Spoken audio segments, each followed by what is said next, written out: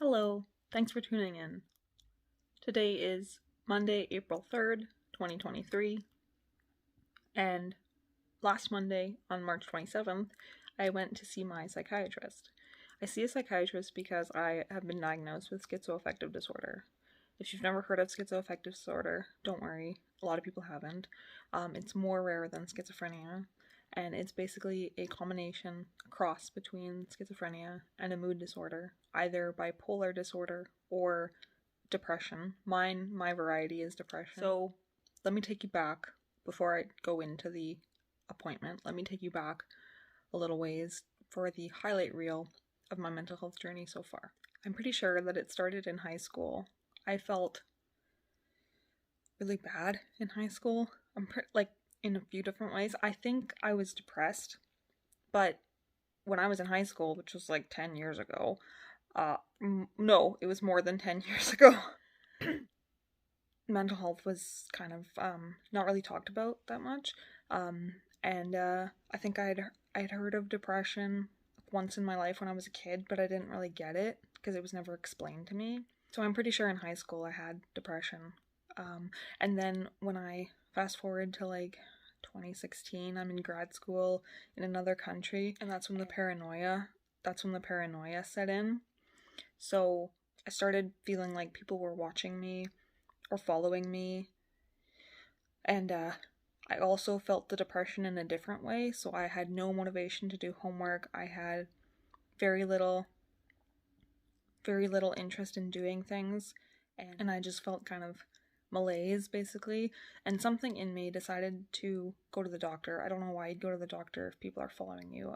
You'd probably go to the police, but I decided to go to the doctor, mostly because of the depression. But I did explain to the doctor that it feels like people are following me, but I knew that that was paranoia. I thought maybe I'm just being paranoid, maybe people aren't following me, but like it really felt like people, were out to get me kind of thing. And it was just kind of creeping in a little bit here and there, like when I would walk home from the grocery store, or anytime I would be outside, really. I felt like people were following me or watching me, and I had to like take different routes, just to avoid the people who were following me. Oh, it was bad. So anyways, the doctor prescribed to me sertraline, which is an antidepressant, and I took that for a while, and he said that I need to go back home to Canada and see a psychiatrist because he was concerned about the paranoia. He said that it's not stemming from anxiety because the sertraline would have helped with that, and it didn't. So he wrote me a letter to see a psychiatrist. So I did start seeing a psychiatrist in October of 2016 when I had just turned 24. So anyways, he diagnosed me with psychotic depression, which is basically depression with psychotic features. So like you have paranoia, or you have like delusions or hallucinations, but usually in psychotic depression, not always, but usually your delusions are like overwhelming guilt for things, or like they relate to depression somehow, and mine really didn't. They were seemingly random. And so anyways, he made a note that if it's not psychotic depression, it's schizoaffective disorder. And I think he briefly told me that, but then I just forgot about it because I thought I had psychotic depression. And so fast forward to March of 2018, I had a breakdown and I spent a week in the crisis unit. That was okay. I needed it, but anyways, fast forward to January of 2020, just before the pandemic. I spent 2 weeks in the psych ward in the city I was living in at the time. That was necessary, but anyways, I got a new psychiatrist because I was in a different city, and she told me that I had been misdiagnosed, that I actually had schizoaffective disorder, depressive type.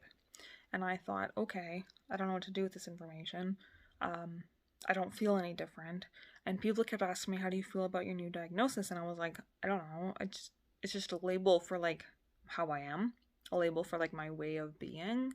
So it's all I've ever known. So I don't know. I guess I don't feel anything, Anyways, so now I moved out of that city, and now I'm seeing a different psychiatrist in my current city, and which I'm planning on staying in for a long time with my partner. So I'll probably stick with the psychiatrist for a while anyway. Anyways, she she's really good. Anyways, so I went to see her last Monday because I was experiencing some symptoms. Basically, what I was experiencing was hallucination. So this hallucination is kind of weird. When there was like a loud, steady noise, so like the dryer running, or a fan, loud fan, or like the furnace kicking in, then I would hear music. Kind of like it sounded like the music was like underneath it because it was kind of muffled. And it was always a different song, and I never recognized the song, and I could never quite make it out. Like, if there were words, I could never quite make it out. It's just random. And so that was kind of weird. That had been going on since October of 2022, and so she finally, like, she didn't finally, it finally stopped for a while in February, but then it came back, and so she said, okay, well, we'll give you another antipsychotic. And I was also experiencing a delusion.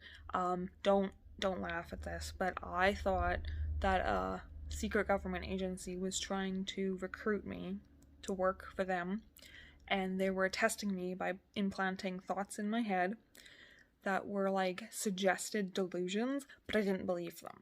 So like they planted a thought in my head that that the water at work was poisoned, and then I was like, no, I don't think so. That's wrong.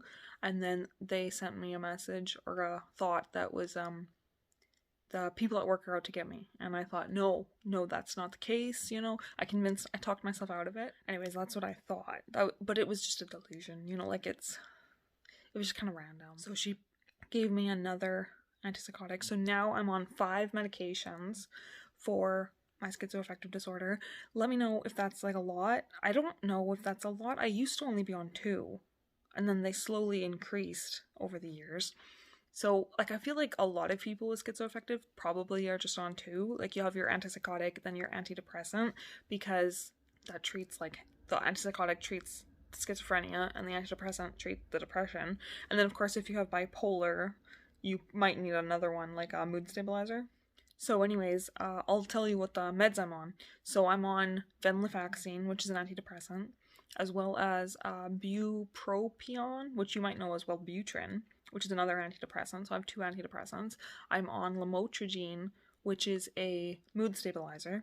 And then, you'd think I wouldn't need it, but I do, because at one point last year in so 2022, around like June, I started taking it, because before that I would just burst into tears randomly. Like, I had like these giant mood swings, like usually to a low mood, and it was really bad and uncontrollable. So my psychiatrist at the time said, okay, I'm going to give you a mood stabilizer. So he did.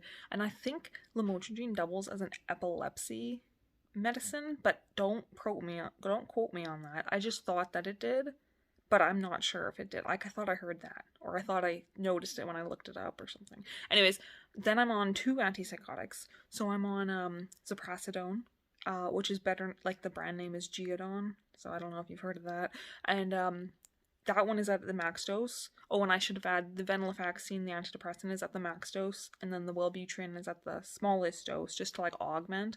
And then so the antipsychotics, I'm on ziprasidone, like I said, that's at the max dose. And then to augment that, just last week, just at my last appointment, she gave me aripiprazole, which is the brand name is Abilify, and so like that's the most common brand name for that one.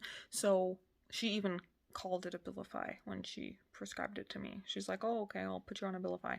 And actually, I had been on Abilify a while ago, like 2 years ago. So I started on Abilify in, was it 2020? No, it was 2018. I started on Abilify, and then because risperidone was what I was on before, which is another antipsychotic, and it made me gain 70 pounds. I gained 70 pounds over the course of 6 years. Well, I kind of fluctuated a lot, but over the course of 6 years, it was a total of 70 pounds gained. And so I was 70 pounds heavier than I usually was by January of last year. And then I lost 15 pounds, and I'm still trying, like, to this day, I'm trying to lose 55 pounds. because I'm used to being skinny. I used to be skinny. That's like my natural body's state, or my body's natural state. I'm trying to get back to that. It's not just like for the sake of being skinny and that because I think I'll be prettier. It's because I want to get back to normal, and my normal is being thin. So anyways, I got off of risperidone, but when I started on aripiprazole, I ended up having like a higher and higher dose, and it made me lose my impulse control. So aripiprazole has this rare side effect that on a higher dose makes you lose control of your impulses. And so I was eating a lot, and I was online shopping a lot. So I spent $2,000 a month on my credit card for 2 months in a row. That wiped out my savings, so I didn't have to go on like a payment plan to pay it off, but I used like a lot of my savings. I mean I had more than 4,000, but you know, it was a chunk of my savings. So that kind of sucked. And then so I got off of aripiprazole, but then I got back on it as of last week at the lowest dose though. So it's not going to affect me because I told her it only affects me at like high dosages because I was on 30 milligrams for a while, and that's the highest dose, and that I was out of control.